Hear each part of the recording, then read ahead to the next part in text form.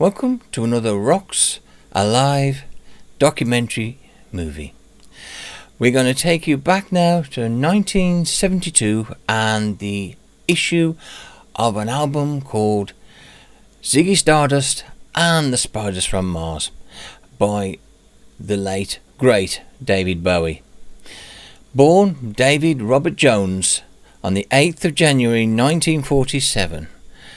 And sadly, we lost David on the 10th of January 2016. He didn't stay as David Robert Jones, of course. By the time he achieved music recording success, we all knew him as David Bowie. He was born in London, England, and died in New York City, in the United States, survived by 2 children and his wife, Lamar. Let's go back to 1972 then, and Ziggy Stardust. Let's explore the album, the artwork, the fashion trends that was set during that period, the fans that adored him, and the legacy that Ziggy and Bowie left behind for us all.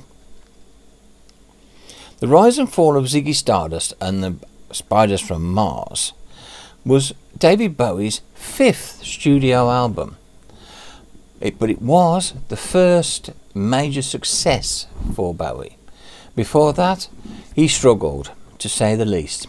His previous albums really didn't do well, particularly in the United States, who I think he was way ahead of his time, and his hypersexuality just rather left them a little bit cold, particularly on the previous album Hunky Dory, where he notoriously was very andro, and there was a version of the singles and covers with David Bowie in full makeup and wearing a dress. This did not go well with the rather puritanical United States. It didn't look good for Bowie at this stage, despite travelling around America, doing promo videos, tours, interviews. It wasn't going well, and he was also struggling in his native England. Ziggy Stardust changed all that. Released on the 16th of June 1972 through RCA Records, it was produced by David Bowie and Ken Scott. It features Bowie's backing band, who were at the time specially selected by Bowie to be in his mind, if not the band's mind, just for this period of Bowie's musical career. The band were Mick Ronson, R.I.P., on guitar, an amazing guitarist, way ahead of his time, just like Bowie himself, who his guitar solos, his style, the way he moved on stage was a template for many guitarists to come. We wouldn't have had the likes of Slash, we wouldn't have had the likes of Doug Aldridge without that template. On bass was Trevor Bolder, sadly also not with us. And on drums, Mike Woodmansey, the only surviving member of the Spiders from Mars. Commonly known as the Spiders from Mars, the band were formed by Bowie as a backdrop, if you like, a musical backdrop to Ziggy. And therefore, in his mind, when Ziggy comes to an end, so does the band. Unfortunately, if history serves correctly, he didn't tell the band that.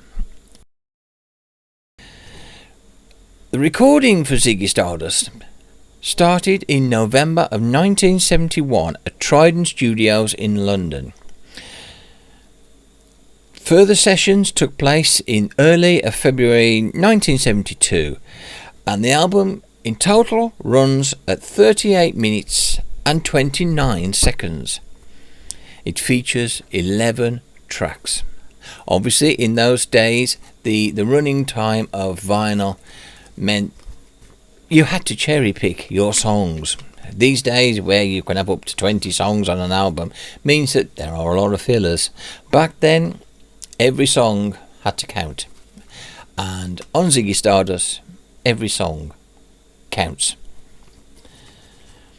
The track listing starts with 5 years, a raucous beginning and a tone setter for the album to come, followed by Soul Love, a different direction for Bowie altogether, and one that really does work.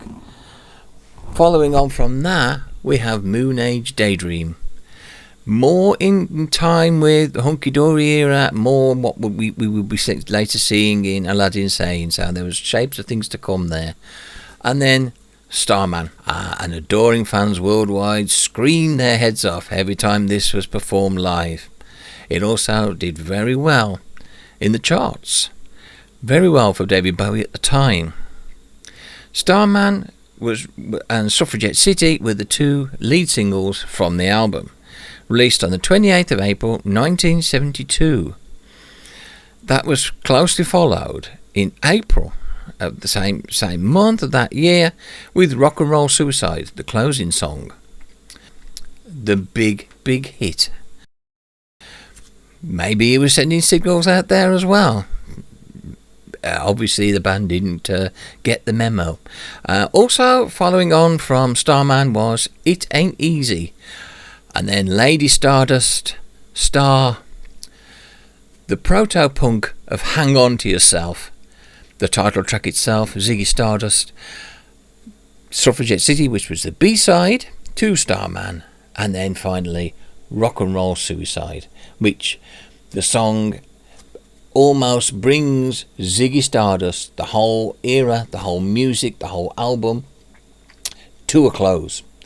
David Bowie designed the album, he wrote the album, he conceived the whole project as a self-limiting album. David Bowie was notorious for constantly reinventing himself. Each album stood on its own to mark a particular musical style or plan that David Bowie had. He created an album that he knew was going to start and end the Ziggy era. Of course, following Ziggy Stardust, we had Aladdin Sane, where Ziggy is no more. There is a brand new David Bowie, of course, Aladdin Sane. The album was described as a loose concept album.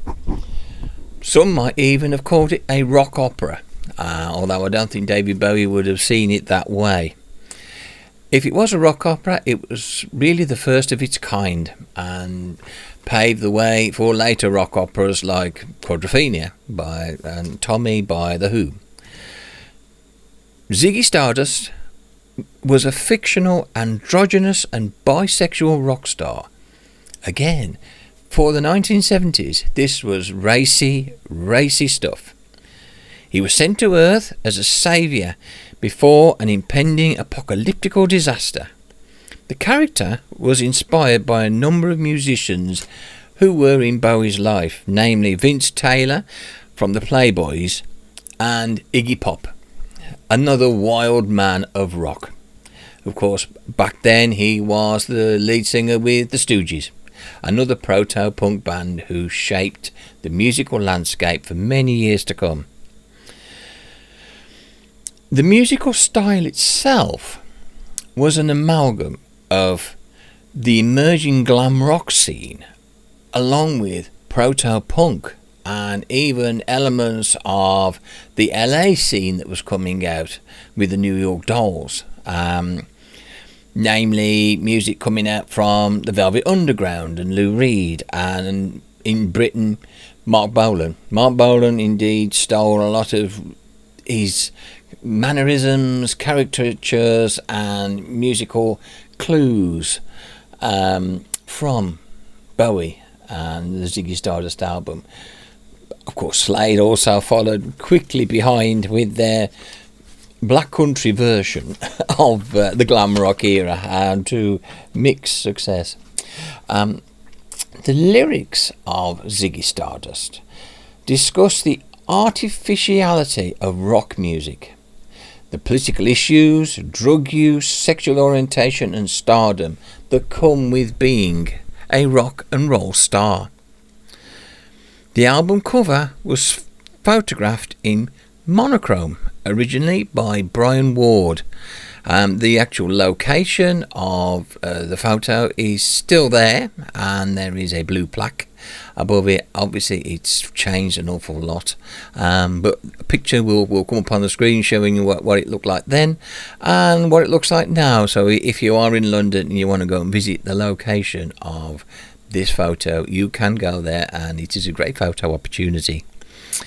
It was recoloured by illustrator Terry Pastor, a partner at the Main Artery Design Studio in Covent Gardens, along with Bowie's long-time friend George Underwood.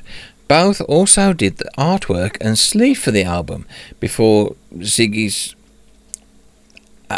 Stardust album Hunky Dory. So they had experience working with Bowie and knew the kind of imagery and style that he was looking for. The photo itself was taken outside Furious K West at 23 Heddon Street. The K stood for founder member Henry Kuhn, and the West part stood for the West End of London, a place that was very dear in David Bowie's heart. The photograph actually took place on the 13th of January 1972. The rear cover of the original vinyl LP had the instruction to be played at maximum volume, and I'm very sure Bowie's fans back then and now play it at maximum volume. This was printed in capital letters. Bowie meant this album to be played loud and get in people's faces. The cover was one of the 10 chosen by the UK Royal Mail Service for a set of classic album cover stamps, and those were released in January 2010. Above the building where the photograph was taken, a plaque was put in the same place as the K West sign on the album cover, commemorating Ziggy Stardust and David Bowie himself. This is one of the very few plaques in the country devoted to a fictional character. Before Bowie changed into Ziggy Stardust, he conducted an interview with journalist Michael Watts of Melody Maker, where Bowie came out as being gay. This courted great controversy in the 1970s. It was very, very rare for somebody to publicly come out as either homosexual or bisexual. Such a thing was a very risky thing to do indeed, and could destroy your career. He chose to do it for publicity. This was a typical move with David Bowie. He used the media, he used the magazines at the time, television interviews, radio interviews. He used them to create a mystique, to create a storyline for whatever he was at the time. Ziggy was bisexual, so therefore David Bowie at the time was bisexual. The headline of the article was "Oh, You Pretty Thing," a song which David Bowie would later record, of course. Because of Bowie's sexuality, it drew press attention, as it was intended, for all of his tour dates. The upcoming album and the release of John, I'm Only Dancing, which was not on the album itself, was also a great hit. Controversy? Yes, but it worked. Not the first time David Bowie had employed the services of the media to get what he wants. Ziggy Stardust has been reissued several times, and there are apparently something in the works. We're not sure what it is yet. We haven't had the full details, but by the time you watch this, it may well already been out. There will be a 50th anniversary edition of Ziggy Stardust. We're not aware of whether they're bonus tracks or what they are, but there have certainly been a lot of reissues over the years. Such is its standing in the rock and roll canon.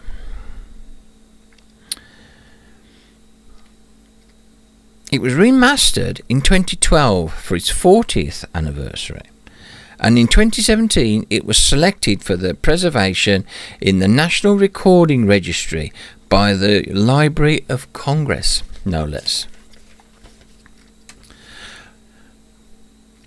RCA released the lead single, Starman, on the 28th of April 1972 with the B-side, Suffragette City. The single sold steadily, reaching number 10 in the UK, but only number 65 in the USA. Could this have been partly because of his revelations regarding his sexuality? Who knows? America can be notoriously puritanical when it comes to things like this. The second single, Rock and Roll Suicide, was released in 1974. This was described as a dosh-catching exercise.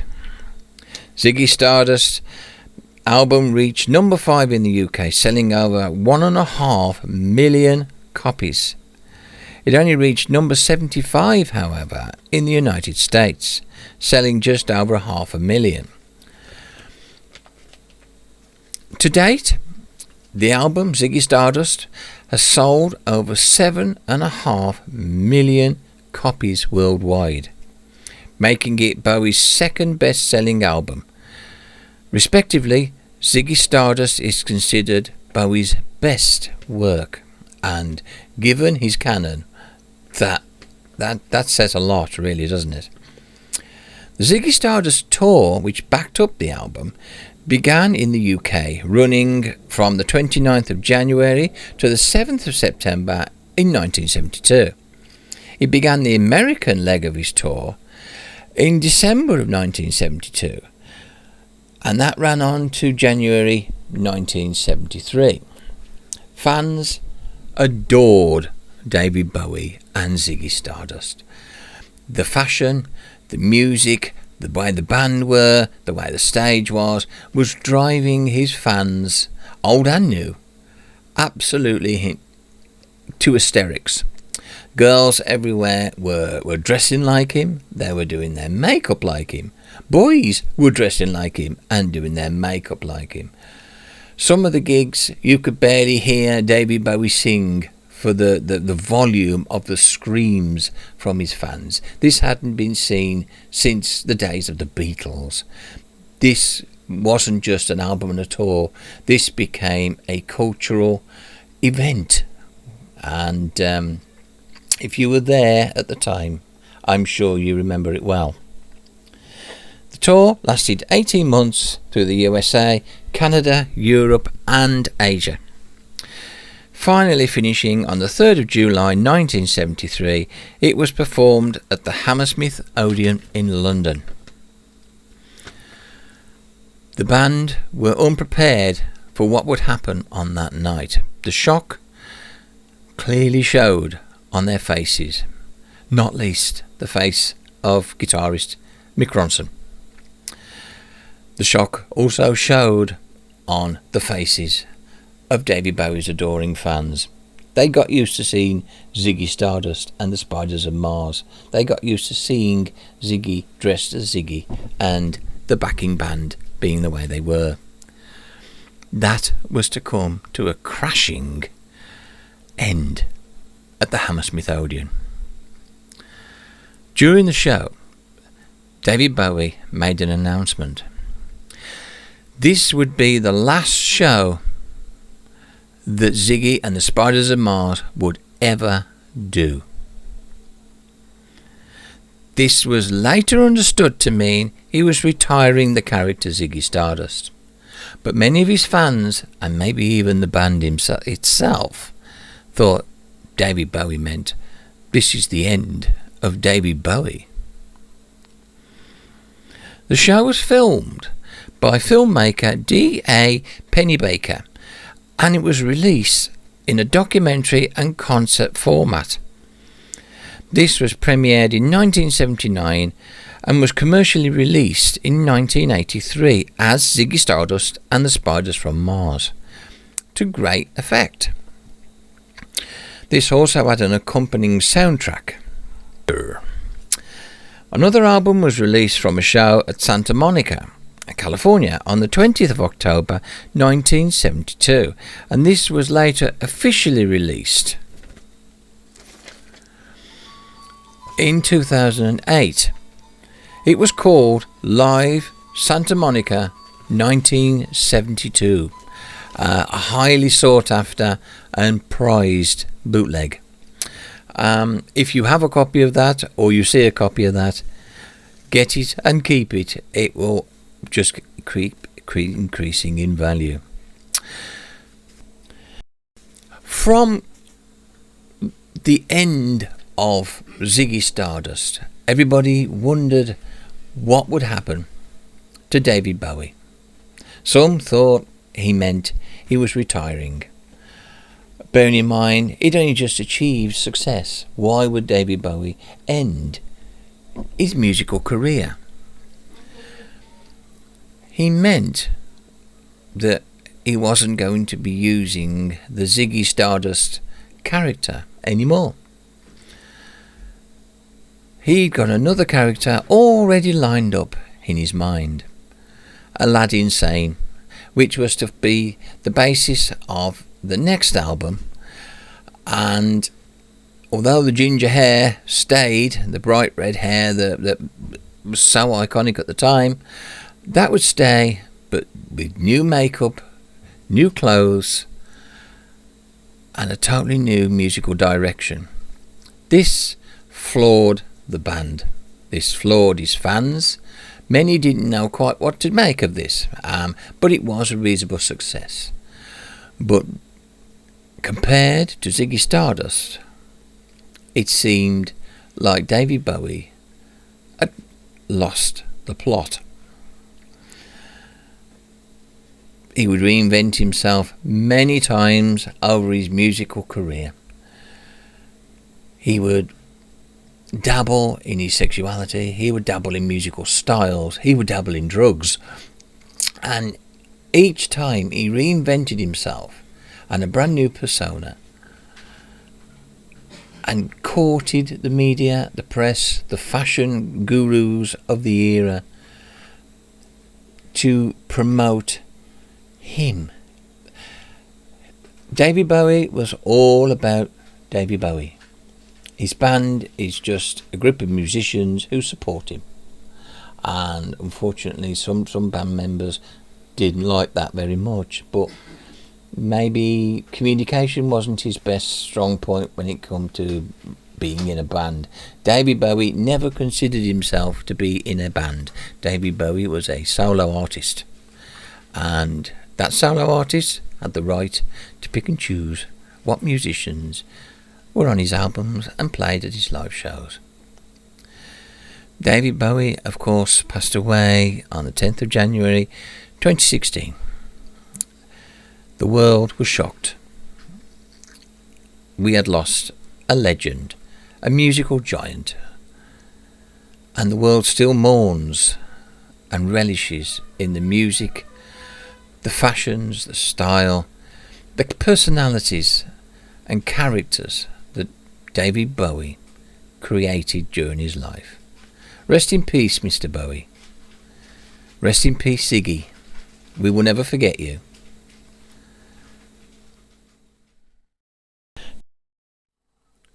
So what happened to the Spiders from Mars?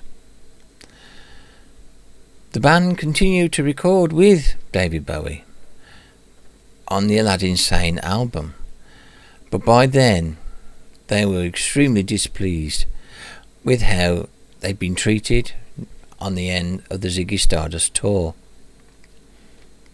It had come to an end, that era of Ziggy Stardust and David Bowie band. So what happened to the three band members after Ziggy returned to space? Guitarist Mick Ronson died of cancer in 1993 at the age of 46.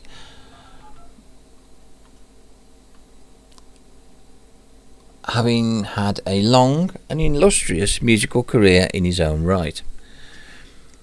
He'd recorded with Bowie on The Man Who Sold the World, Hunky Dory, Ziggy Stardust, Aladdin Sane, and a little bit on Pin-Ups, and did return to Bowie's clan, if you like, for the Black Tie White Noise album. And he also recorded Transformer with Lou Reed, and he recorded All the Young Dudes, which was a Bowie throw-off, if you like, sung by Mott the Hoople. He also recorded with Ian Hunter, who was of course from Mott the Hoople. And that wasn't the end of his career either. He carried on recording with the likes of Bob Dylan, with Rich Kids, Morrissey, and even Elton John. He carried on and had great success. Not, of course, helped by the fame that he achieved during the Bowie era. Bassist Trevor Bolder, born in Kingston upon Hull, East Riding in Yorkshire, died in May of 2013 from cancer. He also enjoyed a solo career, having performed firstly with Bowie on Hunky Dory, Spiders, Ziggy, Pin-Ups. He then went on to have a successful career with Mick Ronson. He recorded several concerts and albums with Mick, and then achieved great success with Uriah Heep and Wishbone Ash. He was a highly competent bassist who was well sought after and well loved. Drummer Mick Woodmansey, I apologise, is still alive and doing well. Born in 1950, he is the only surviving member of Ziggy Stardust and the Spiders from Mars. Having not as much of an illustrious career after Bowie, he has only done a small canon of work with Woody Woodmansey's U-Boat, Screen Idols, Cybernauts, and the band 3D. Maybe drummers do sometimes find it harder to find work after they've been in a band so big as Spiders from Mars. Who knows? All four members contributed to create the incredible music that we all enjoy on Ziggy Stardust, and we thank those band members for helping Bowie and Ziggy create the legend that is Ziggy Stardust and the Spiders from Mars.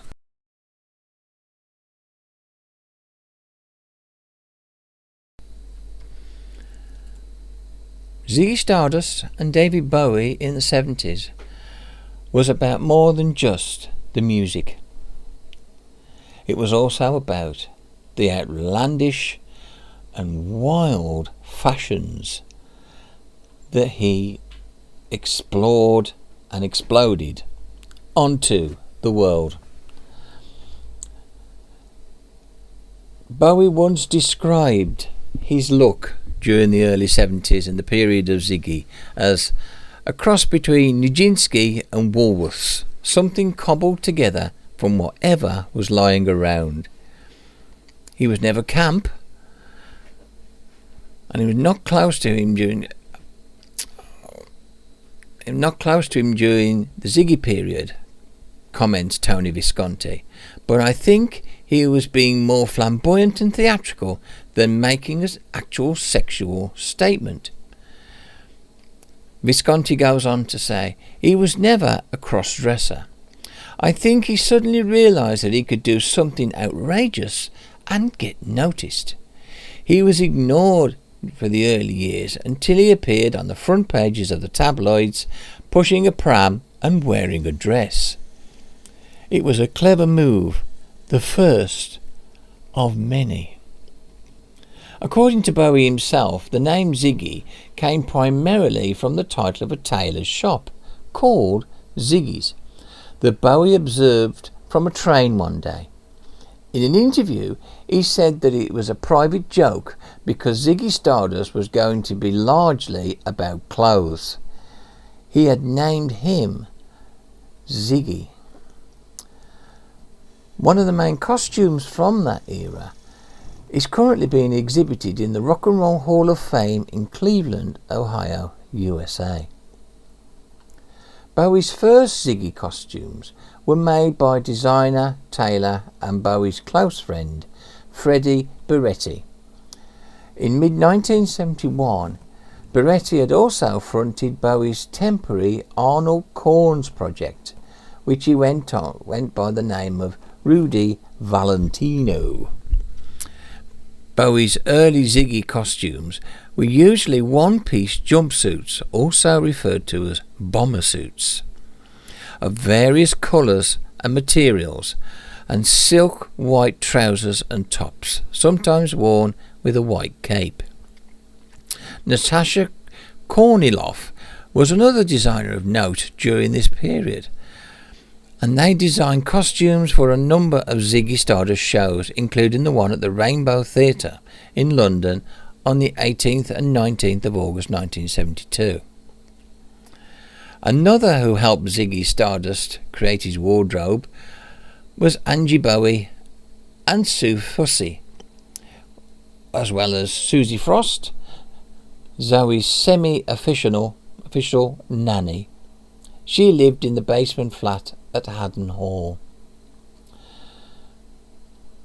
Most of the look for Ziggy was basically taken from a Stanley Kubrick film. That film was the notorious and violent Clockwork Orange. He was inspired by the jumpsuits in that movie. He liked the way it was a malicious kind of malevolent, vicious characterization of four guys, although the aspects of violence didn't turn him on particularly, according to Bowie. He went on to say he wanted to put another spin on that. So he went to Liberty's and places like that in London, shops in Tottenham Court Road for example, but Liberty's really fit the bill for David. He picked out all these florid, bright, quilted kinds of materials that took the edge off the more aggressive look of jumpsuits. He made them his own, like he did everything. Even the insert photographs in the inner sleeve of the Ziggy Stardust album owed a lot to the Malcolm McDowell look on the original Clockwork Orange poster. The sort of sinister looking photograph somewhere behind a beetle, not a beetle person, but a real beetle, and violent, according to Bowie. The whole idea of having this phony speak thing, mock Anthony Burgess Russian speak, that drew on Russian words and put them into the English language, and twisted old Shakespearean words around, this kind of fake language, fitted in perfectly, says Bowie, with what I was trying to do in creating this fake world, or this world that hadn't happened yet. Bowie went on to say, it was like trying to anticipate a society that hadn't happened. The whole idea of droogs that came straight from the Burgess take. That was quoted from David Bowie in an interview in 1993. His fashions and his makeup, his clothes, the way he looked, the way he moved, was echoed throughout the world. Everybody wanted to be Bowie, including girls and boys. The makeup, the clothes, the look, the way he behaved. He even made being sexual cool. This led the way to the whole flamboyant glam rock proto-punk era that was to follow in the 1970s. The likes of T-Rex and Roxy Music and even the New York Dolls owe a lot to what David Bowie did with Ziggy. He opened the door to a more flamboyant and eccentric rock star.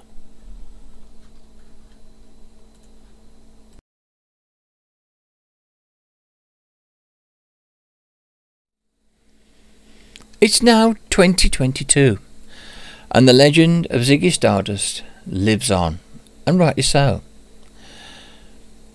There is going to be a reissue of the Ziggy Stardust album, and there is a movie coming out about David Bowie and that 1970s era, which is called Moon Age Daydream. When it does get an official release, do yourself a favour and catch it. You can also still get copies of the movie Ziggy Stardust and the Spiders from Mars, and that is well worth watching. To mark the 50th anniversary, Pale Wizard Records, a small independent UK record label, I put together a re-recording, a rethinking of Ziggy Stardust and the Spiders from Mars. Different bands have recorded their take on each of the songs from the album. They have allowed their sound to be inspired, but not limited by, the original songs on the album. With a wide spectrum of different bands on offer on the album, this is the album. You can hear how David Bowie's musical influence still lives on in bands that are around today. Bands like Sail, who were on this album, Tony Reid, Mother Vulture, Delta Naut, Sons of Thunder, Raging Speedhorn, all have recorded on this album because they want to say, Bowie, Ziggy, thank you for the music, and thank you for opening the door to so many different musical styles and fashions. Following this is an interview and a couple of songs from the album. Check it out on Pale Wizard Records. It's available on normal black vinyl as well as a funky coloured vinyl, CD and digital download. Here's Pale Wizard Records to tell you all about it. Tim, we just talked about a Killer at 50. Which was absolutely fantastic, and such a wide range of bands on that.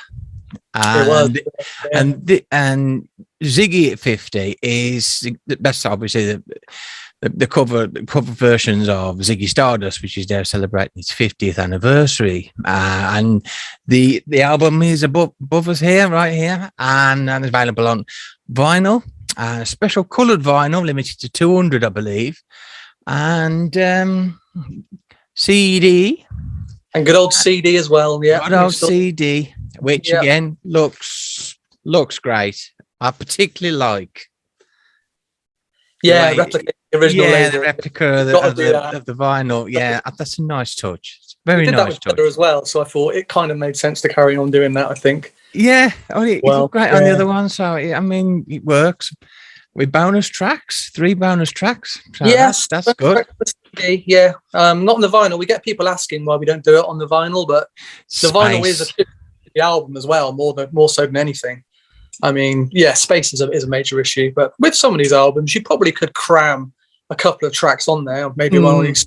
But you don't want to, you want to keep that original flow, the original LP from back in the day. Absolutely. But that's why everyone that buys the record on vinyl does get the digital download for the bonus tracks as well, so they can hear. They don't miss out. They don't miss out. No. None of our customers miss out on things. We try to help any way we can.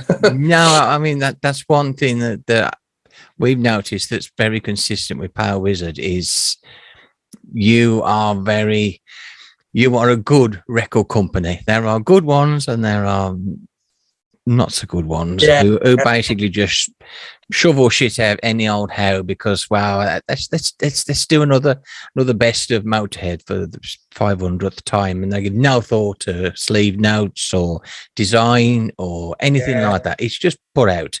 You always have a nice album. Thank you. Yeah, we tend to because me and Dan are both sort of big collectors of physical media ourselves, so we would, we're trying to put something out there that we would buy ourselves. So that's first and foremost what we want to do, is to make a quality product. So we'll find everything got like a gatefold vinyl, even the CDs come in digipacks released 50 years later. So yeah, it's got that little extra touch that makes it hopefully something that stands out in people's record collections, because so much stuff is churned out these days, and now vinyl's become the in thing again, that you have to do something special to stand out from the crowd to some respects, don't you? I love the effect on the limited edition vinyl as well. Oh, you've got the Kickstarter one there. Yeah, that's so cool. Especially when it starts going round, you really start to see it swirl, and it's beautiful. It's really beautiful. Well, it works well for Starman, doesn't it? So yeah, it does. Keeps the whole theme, spacey kind of theme going. Yeah. It's now had official release, hasn't it? At the 16th of June. It's this Thursday, isn't it? Yeah. 6 walking now. So come around so quickly as well. I mean, I remember it seems like yesterday we came up with the idea of continuing 50 years later as a series, because originally it was a one and done thing for Alice Cooper, because Dan is massive fan of Alice Cooper, and I'm a big fan as well. And it seemed like a great thing to do. And then we thought, hang on a minute, we both enjoyed doing that. We could really run with this. And the 70s were just prime for great albums. There's, half a dozen killer albums that are out every month in the 70s. So spot for choice on what to choose. And you chose Ziggy. Is it a personal favourite of yours? Is it one that you really love to hear? And is it one of Dan's? It's, we did you see our ranking video we did on the YouTube recently? Of Bowie albums. Yeah, it came out. It's both of our favourite 70s Bowie album, I think.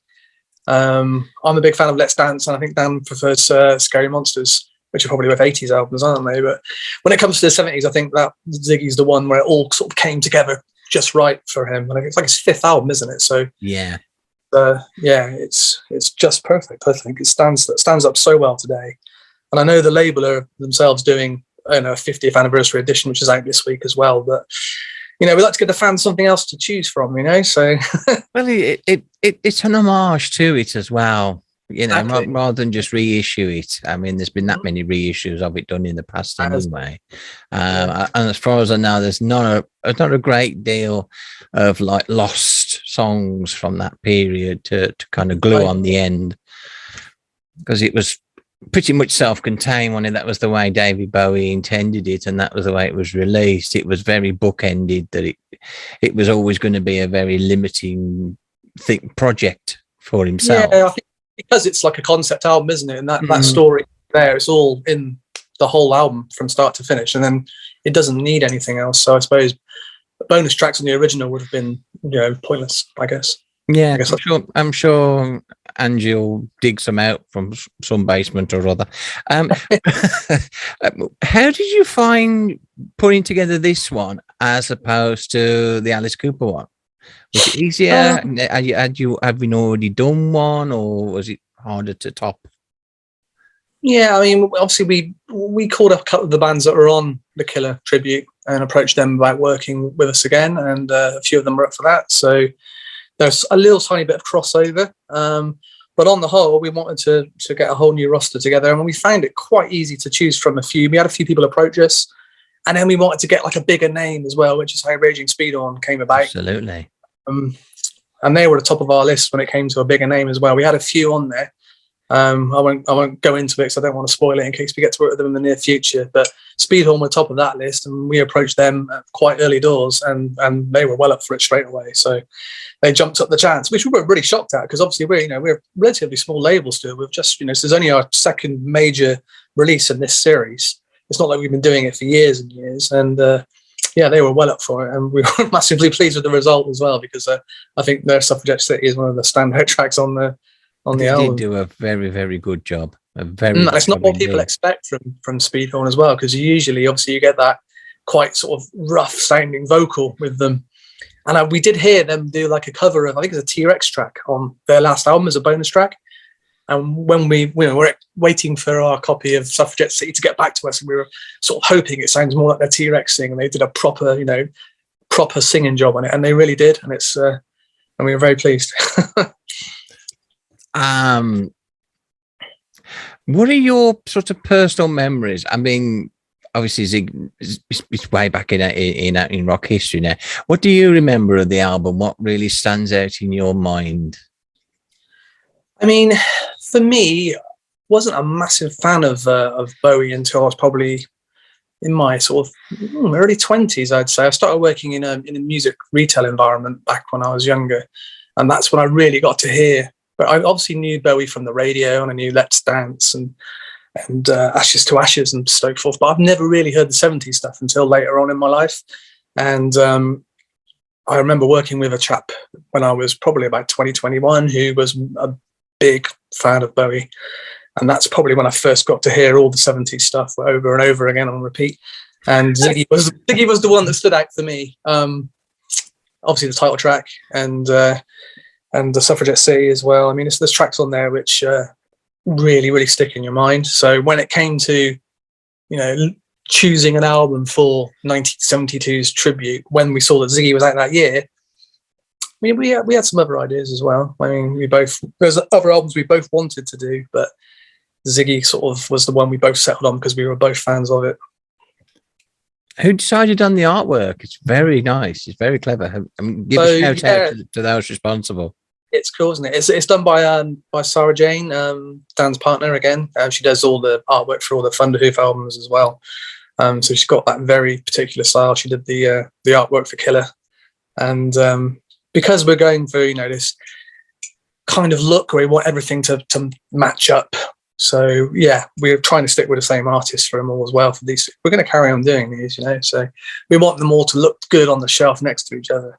Absolutely, and they do. But this one's going right next to Killer. It has to be said. Yeah, exactly. And spines match up as well. That's the thing. Those little record collector things. We've got. I don't know if you can see on here. Those are the CDs. The spines are all the same. So they're individually numbered, and they've got the year on them. So that's gonna make people go, I want the next one. I hope, anyway. It goes back to what I said. The way there's that much thought gone into these. They're not just it's a tribute album, because we had all those in the 80s and 90s, didn't we? Where people was doing tribute to Queen and Let's not go there. It's been done. That's why we thought if we're going to do this as a series, we have to do it with a bit of love and care, rather than just churn something out which has got no real correlation to the original music. We want it to come from a place of of love for the original work first and foremost, which it might sound a bit trite, but because eventually we are trying to sell records as well. But we are doing it from an experience of being record fans ourselves first and foremost, and then wanting to give someone a product that we would happily buy. I would happily buy Ziggy. I don't have to, but I would happily buy it. What's your favourite song off the album? I love the original album or you choose both, either. My favourite on our redo is Redshift's version of the title track, Ziggy Stardust. It's because it's the first time we've really sort of worked with a band that are more sort of progressive. They're more sort of a progressive and slightly sort of technical metal sounding band. And we were a bit unsure about what we get back with them as well, but they did a brilliant job on Ziggy. Was surprised. My favourite song on it is probably "Hang On to Yourself," which is a proper sort of foot stomper. And then of course we got "Possessor" to cover it for us, who are thrash-tastic, aren't they? So it's probably the heaviest track on. But yeah, the original version of that song is my favourite. So you probably hear my cat screaming in the background. Oh, you'll probably see ours in a bit. She'll hear the meowing, and she'll want to be the cat chorus. She usually does. But the joy of owning cats. I know. The most inopportune moments all the time. Yeah.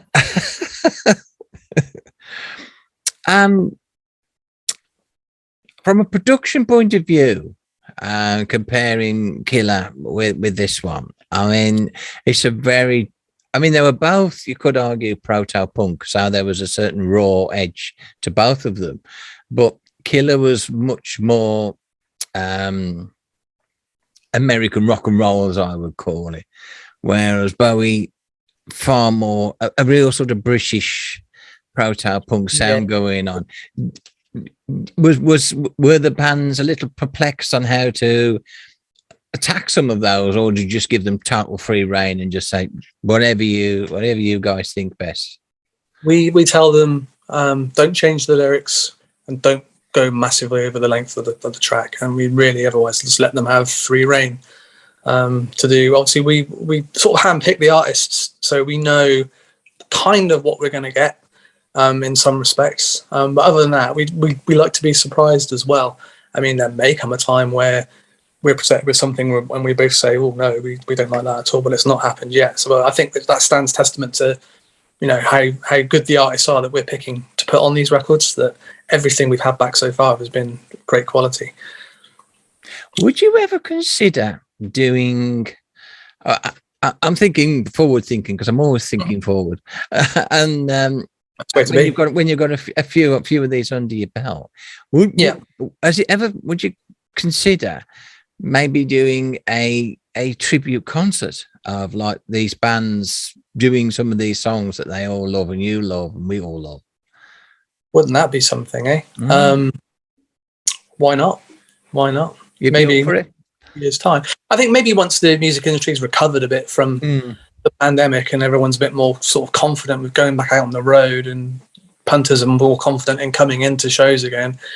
I think once we sort of seen this year happen and the festival season pick up again this summer, I think, you know, that could be something that we could do. Maybe not a festival, but absolutely. No, I mean like a special celebration of these individual artists who brought us such fantastic music. Because some of these would be something we've not thought of. Actually, that's a good idea. I'm just thinking, you know, the way some of these reworks would work live. You know, you'd really get that kind of punk vibe if they did them live. Yeah, I think that's a very, very good idea and something that we would, you know, potentially look at in years to come. I do have the odd good idea, you know, my husband says. If we do use it, we'll certainly credit you anyway. Oh, thank you. Thank you. As long as I get free tickets, I'm happy. What's your favourite Bowie song? It hasn't got to be off that album, but I mean, what song really gets you there? My favourite Bowie song is Absolute Beginners from the Absolute Beginners. Yeah. I love that song. I'm not so much a fan of the film. The film's just a bit, you know, very 80s. Yeah, but the song's very 80s, I suppose, as well. But the film's okay, but the song is just incredible. The lyrics, so it's just a beautiful, beautiful song, and always been my favorite from as long as I can remember. I'm guessing that's one that, you know, I'm of that age where the first time I probably heard Bowie was either, if it's not Let's Dance on the radio, it's probably going to be Labyrinth and the songs from Labyrinth. So it's around that period, you know. Absolute Beginners came out a couple of years after the Labyrinth soundtrack. So I remember hearing it when I was young, and it was a song that I've listened to so many times since. I love it so much. I've got to say, mine's I'm Afraid of Americans. Just cool.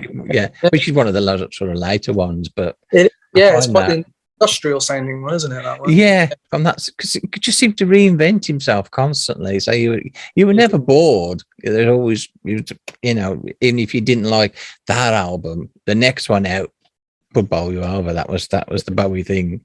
Do you feel that the 70s music influenced your musical choices later on? Me personally, I've always had quite a strange taste in music anyway, so I wouldn't say particularly for me 70s music influenced my music taste, because I'm very much a child of the 80s. So my first port of call was always like synth pop and 80s cheese and stuff. And I was always very much into reggae when I was younger as well. So, and not even 70s reggae. You know, reggae was huge in the 70s. That was Bob Marley's real reggae period. But yeah, I'm more into the 80s reggae. You know, the stuff from after Marley. So yeah, I've always had a weird taste in music, but it was only been in the last, ever since I started working in the music industry, really, when I started working in music retail, that I started hearing all these 70s classic albums, because it wasn't really something that I would have listened to as a younger person. And my parents were into sort of Motown and stuff more than anything. And I kind of listened to a bit of that, but it's not really my bag. So it wasn't until later on that I got to sort of love and appreciate all these 70s albums. So I got to sort of rediscover them almost, you know, as an older person. And I guess when you do it that way around, you kind of develop, you know, you listen to it with those older ears, you develop a different kind of affection for it, I think. Absolutely. Before I let you go, if Mr. Bowie is listening, what would you like to say? I'd say I hope we've done you proud with this tribute album. I'm sure wherever he is, he's listening and he's loving it, because, you know, someone like him who constantly, like you said before, would change his musical style and would have an eclectic taste. I'm sure he could appreciate, you know, some of these hard rock bands getting together and showing their love for what is, in our opinion, the greatest period Bowie album, you know, from the 70s, Ziggy Stardust.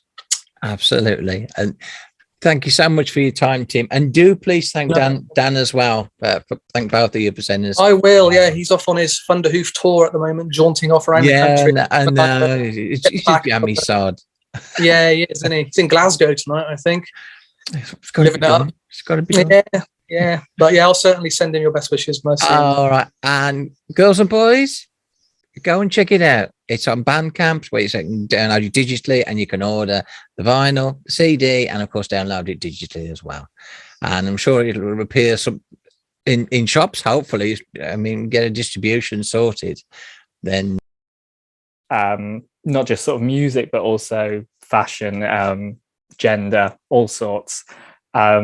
We're sort of sitting somewhere between sort of hard rock bands like Thin Lizzy, horrible, angry, sludgy bands like Mastodon, and alt rock bands like the Pixies currently. But we're having a lot of fun doing that.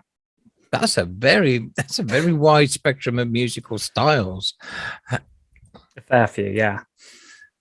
And you find that easier because you haven't got musical boundaries that you've got to sort of stay restricted to.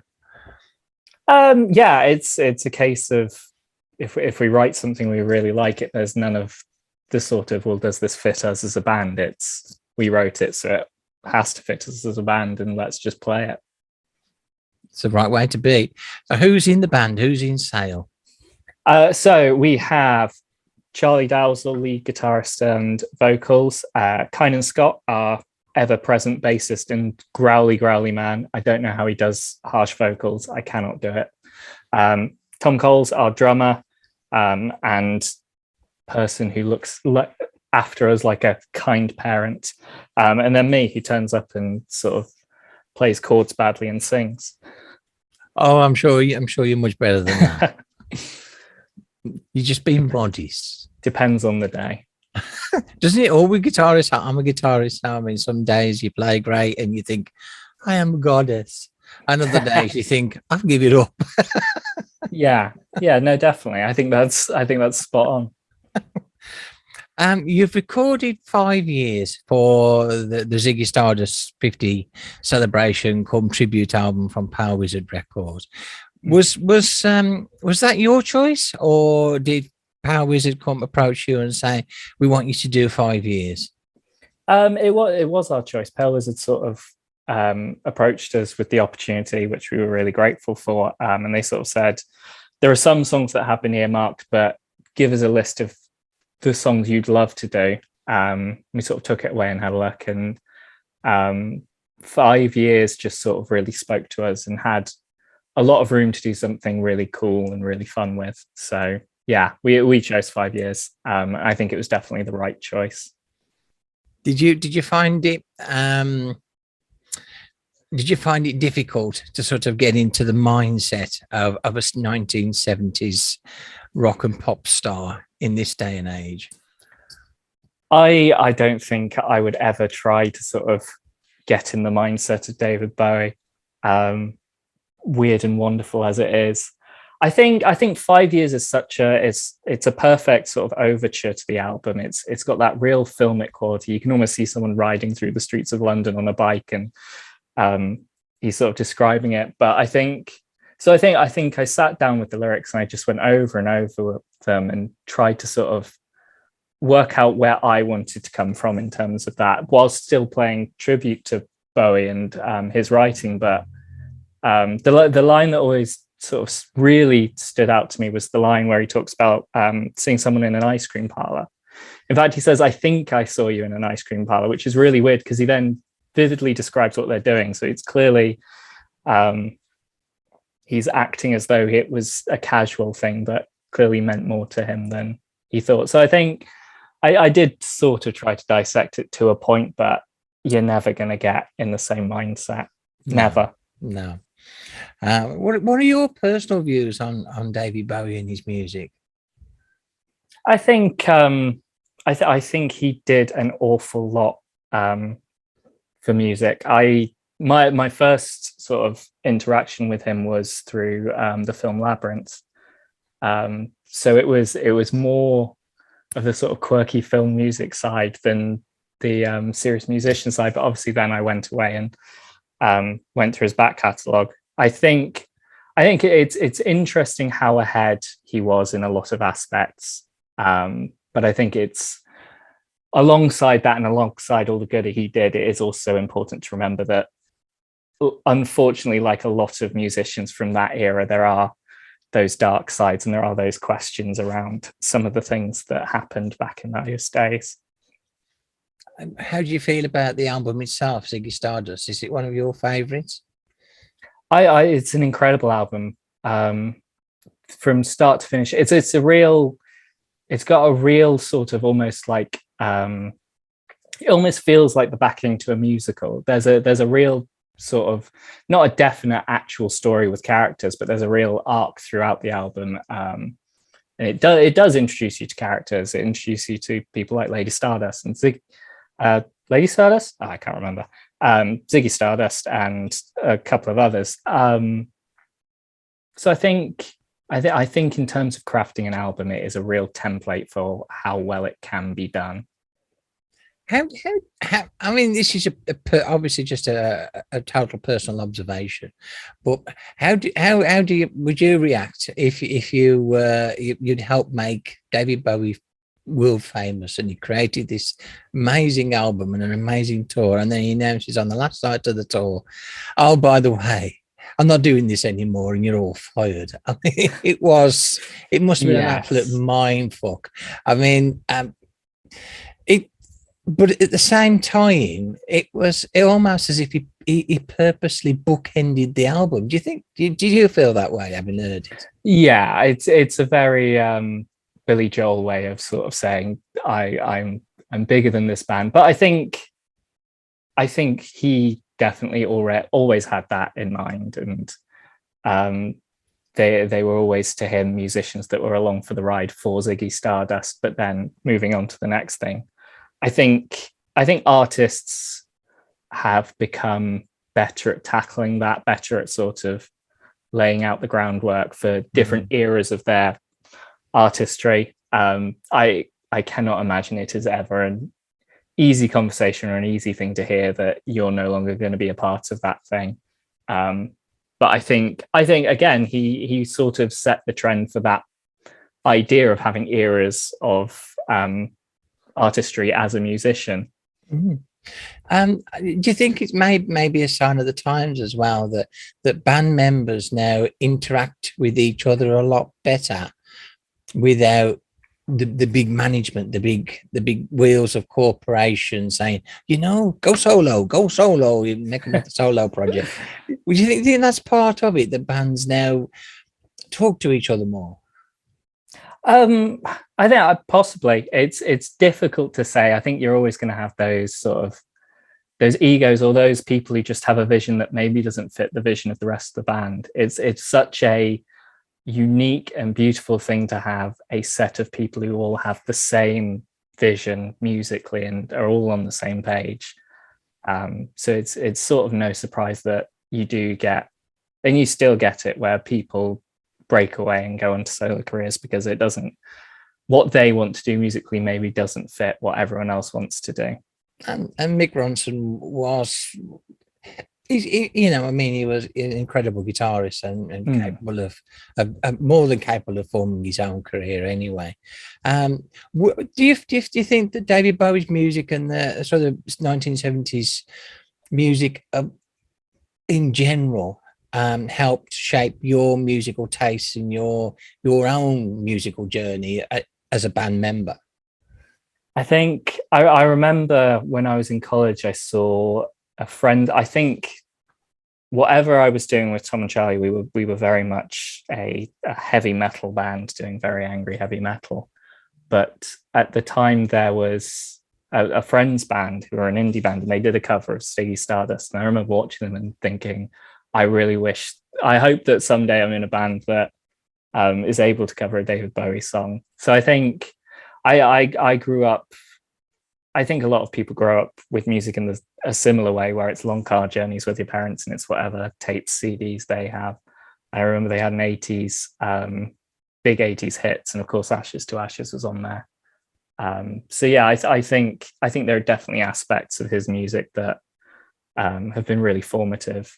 For all that he does weird stuff around the edges, his actual structure, his songwriting, his chords, his melody is always sort of fairly to the point and catchy. And I've always wanted to try and bring that into music, whatever the genre.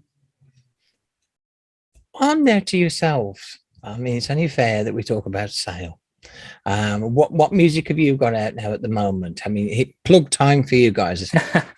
Well, of course, we've got our track from the Pale Wizard record, but we've also literally just released, I think it was either last week or the week before, our new single, Emotional Ocean, which is available to stream everywhere. We're really proud of this one, and it's been sitting there waiting to come out for a while, so we're really happy to have it out in the world. And have you got any live dates planned?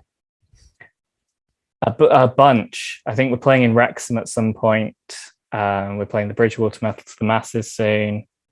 But not enough. If anyone wants to book us for gigs, find us. Tell us where to play. You heard it here, girls and boys. Sale are available for live shows, bar mitzvahs, bar baptisms. All of it. Contact Louise, our bookings manager, and she'll tell us to do it. I'm sure once people have heard your music, that they will book you. I mean, I've heard it, and I think you've got such a wide range of sounds that there's something there for everybody to like. So I find it very hard to believe you're struggling for any bookings. And once all this settles down with you know what, if you say it, you just get bleeped out on YouTube anyway. But I shall just call it the disease. Then once all this settles down, I think music business will gradually get back to normal. But before I leave you, Tim, and thank you so much for your time. No, thank you. Is there any personal comment that you'd like to make about David Bowie, Ziggy Stardust, and anything you want to say? Oh, flipping heck. My girlfriend bought me some Bowie socks. I'm wearing them now. They're great. They've got tigers on them. No, go listen to Prettiest Star. That was a song that absolutely hooked me. I've always loved like weird takes on the sort of 50s doo-wop, be it the Ramones, be it Idol's song Beach Ballroom something. It's an absolute banger of a song. Well, thank you so much for your time, Tim. No, thank you. Bye-bye. Bye. Take care. Yeah, if we can